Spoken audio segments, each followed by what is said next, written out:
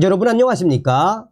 윤석열 대통령 만들기 1등 공신이라고 할 수 있는 추미애, 우리 보수우파 세력들의 영원한 어머니인 보수의 어머니 추미애, 그뿐이겠습니까?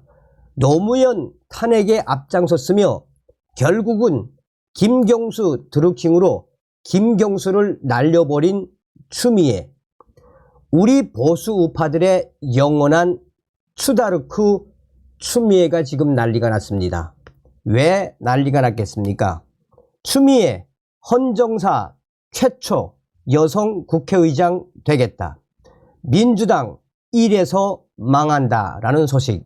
이 소식은 여론 전문가인 배종찬 소장이 소상하게 풀었습니다. 정성산TV 좋아요, 구독, 알림은 큰 힘이 되겠습니다. 후원해주시는 모든 분들께 가열차게 멸고. 육선도전 추미애 최초 여성 국회의장 기대감 받고 있어. 참 대단하죠. 경기도 하남 갑에 더불어민주당 후보로 출마한 추미애 전 법무부 장관이 헌정사상 최초 여성 국회의장이란 기대감을 받고 있다는 것을 느낀다라며 혁신의장에 대한 기대라면 제가 얼마든지 자신있게 그 과제를 또 안을 수 있습니다 라고 밝혔습니다. 사실상 국회의원에 당선되면 국회의장에 또 한 번 도전하겠다는 의지를 드러낸 것입니다. 추미애 전 장관은 김정배의 시선집중에 출연해 차기 국회의장 후보 가운데 한 명이란 보도도 나오는데, 이런 보도는 어떻게 받아들이시는지를 묻는 질문에 추미애는 그것은 위의 권력까지 윤석열 검찰 정권에 넘기면 안 된다. 그러니까 후보님 화이팅 이러는 게 아니라 꼭 이겨주세요. 이렇게 막 위물을 던지는 것이라며, 그래서 그것은 위기감, 절박감의 표현이라 생각합니다 라고 말했습니다. 이어 추미애는 저는 물론 헌정사상 최초의 여성 국회의장이란 기대감을 받고 있다는 것을 느끼지만 그게 자칫 자만심으로 오해를 받을 수 있기 때문에 한 표 한 표 주워 담기 위해서 최선을 다하고 있습니다. 절실한 마음으로 다가가겠습니다. 초선 추미애로 돌아갈 심정으로 정권 교체를 위해서, 민주주의를 열기 위해서, 김대중 전 대통령을 만들기 위해서 열심히 뛰었던 그 초선 시절처럼 지금 나라가 위기입니다. 그 마음으로 정말 절실하게 뛰고 있습니다 라고 말했습니다. 추미애 전 장관은 아까 얘기했던 그 두 개의 전제가 만약 실현이 된다면 굳이 사양은 안 하겠습니다. 이런 말씀으로 이해를 해도 될지라고 묻자 추미애는 혁신할 수 있는 타협안을 내면서 집권당의 힘에, 검찰 정권의 힘의 공포를 느끼고 스스로 무릎 꿇는 그런 국회의장이 아니라 국민을 지키고 민주주의를 회복하는 혁신 국회의장에 대한 기대가 저는 있기 때문에, 그런 기대라면 제가 얼마든지 자신감 있게 그 과제를 또안을 수 있습니다. 이렇게 말씀드리고 싶습니다 라고 했습니다.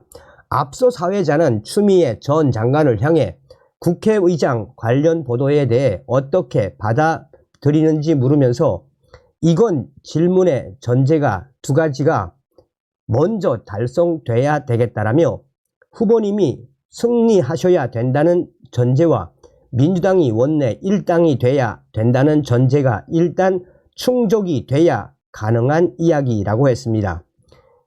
이날 추미애 전 장관은 또 사회자로부터 저희가 지난주 인요한 국민의 미래 선대위원장과 인터뷰를 했는데 인요한 위원장이 윤석열 정권 탄생에 기여한 인물은 추미애, 조국 두 사람이란 식으로 이야기했습니다.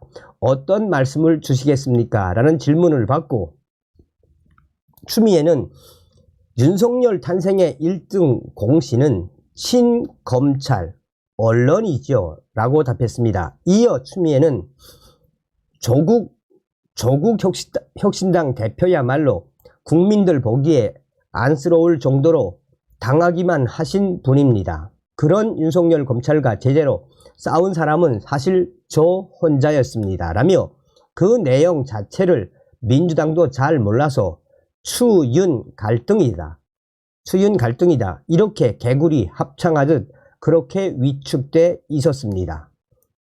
계속해서 추미애는 그래서 윤석열 검찰총장 징계 당시 제가 제기했던 내용들이 지금 속속 후속 관련 재판에서 밝혀지고 있고 또 많은 분들이 그때 잠깐 오해를 했는데 미안하다. 이제 보니 추미애가 다 옳더라. 이런 말씀도 실제로 해 주십니다. 만약 언론이 충실하게 그때 제대로 중심을 잡고 보도를 했더라면 지금의 윤석열 대통령은 탄생되지 않았을 것입니다. 국민들이 그런 선택을 하지 않았을 것입니다. 라고 했습니다. 지금 이 며칠 전의 기사인데도 한 1400개의 댓글에서 우리 보수파의 영원한 추 언니, 추 누나, 추 어머니 잘하고 계십니다. 지금처럼 계속해서 하시길 바라겠습니다. 라며 추미애를 박살내고 있습니다.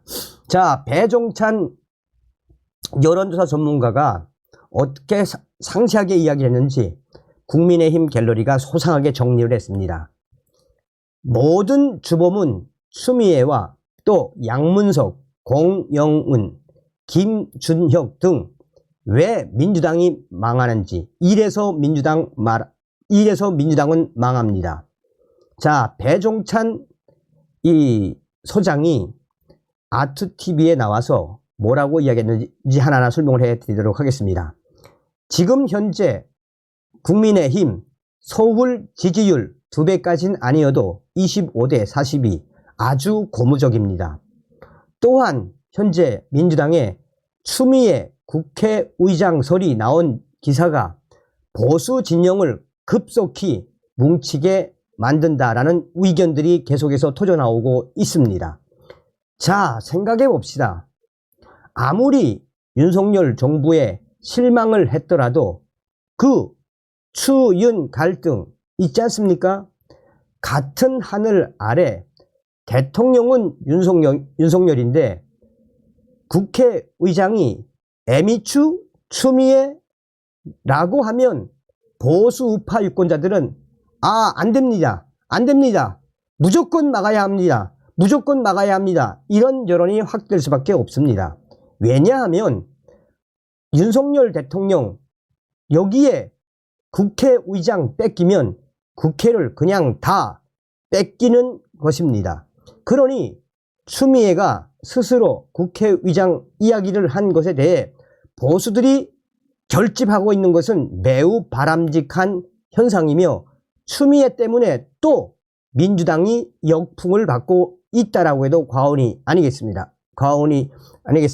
실제로 흐름을 보면 추미애 국회의장설 발언이 나온 이후 보수들은 급속도로 뭉치며 또한 친민주 세력의 지지자들도 지금 국회의원도 당선이 안 됐는데 왜 짤까당 나서서 국회의장 하겠다고 하나라며 친민주 성향의 유권자들도 이 발언에 대해 매우 부정적으로 여기고 있습니다. 각계 분석을 해드리도록 하겠습니다. 민주당 양문석 이 후보는 선거가 문제가 아니라 수사를 받아야 합니다. 양문석 이분이 11억 원 대출 이분은 선거 두 번째고 수사를 받게 돼 있습니다. 또 민주당의 공영은 후보 제가 증여세 내서 아들한테 줬는데 뭔 상관이야? 지금 이 지랄을 하고 있지요. 이게 바로 민주당의 의식입니다. 이 공영은 아들한테 증여세도 안 주고 이 공영은이 지금 최대 악재로 급부상하고 있는 것도 눈여겨봐야 합니다. 그 다음에 누구겠습니까? 막말의 끝판왕을 달리고 있는 김준혁. 이 작자가 제일 심각한데요. 역사학자면 문헌, 근거를 철저하게 따라야지 미군 방첩 보고서에도 없는, 또 문헌 근거도 없는 거를 가지고 연일 이화여대 총장, 또 다른 막말, 이 김준혁 때문에 지금 일주일 새에 민주당의 지지율이 거의 8% 이상 빠졌다고 보면 됩니다. 자, 세대별 분석을 해보겠습니다. 30대가 지난 총선에서는 거의 민주당을 찍었습니다. 자, 이 그래프를 보면 어떻게 보입니까? 이거 보면 그게 아닙니다. 30대 상당히 국민의힘에 많이 쏠려 있죠? 40대는 뭐 민주당이니까 제끼고, 50대도 보십시오. 원래 50대 민주당인데 후반에 보면 국민의힘을 또 찍죠? 60대는 국민의힘이고 70대는 아주 매우 국민의힘 투표율이 높습니다. 이 지점이 매우 중요합니다.